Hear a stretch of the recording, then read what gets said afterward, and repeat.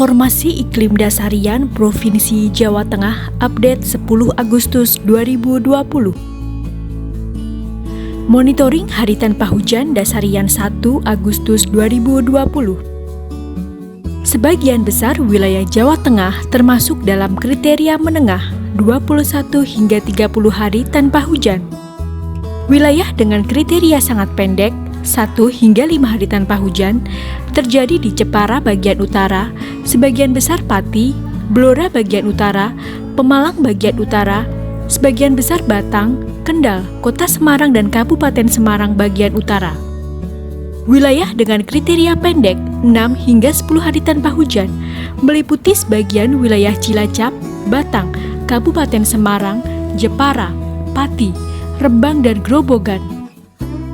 Wilayah dengan kriteria panjang 21 hingga 30 hari tanpa hujan terjadi di Brebes, Tegal, Pemalang, Pekalongan, Batang, Demak, Kudus, Jepara, Grobogan, Rembang, Blora, Sragen, Sukoharjo, Klaten, Wonogiri, Magelang, Kabupaten Semarang, Temanggung, Wonosobo, Purworejo, Kebumen, Banjarnegara, Purbalingga, Banyumas, dan Cilacap.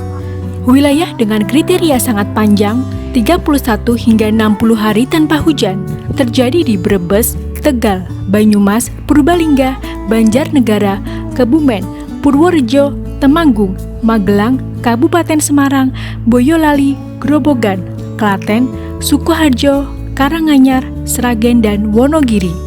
Wilayah dengan kriteria kekeringan ekstrim atau lebih dari 60 hari tanpa hujan terjadi di Sragen bagian selatan, Sukoharjo, Klaten, Wonogiri, Purworejo, Kebumen, dan Jepara.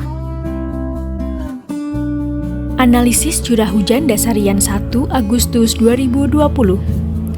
Sebagian besar wilayah Jawa Tengah termasuk kriteria rendah 0 hingga 10 mm per dasarian.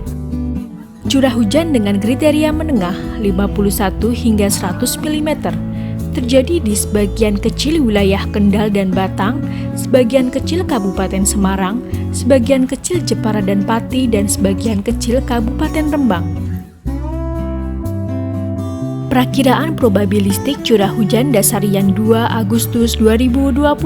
Peluang lebih dari 80 hingga 90% terjadi hujan kurang dari 50 mm atau kriteria rendah terjadi hampir di seluruh Jawa Tengah.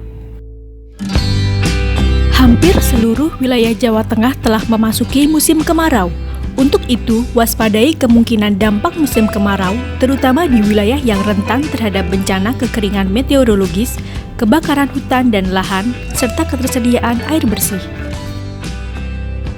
Cari tahu dan pahami update informasi cuaca dan iklim di media massa ataupun media sosial BMKG Jawa Tengah.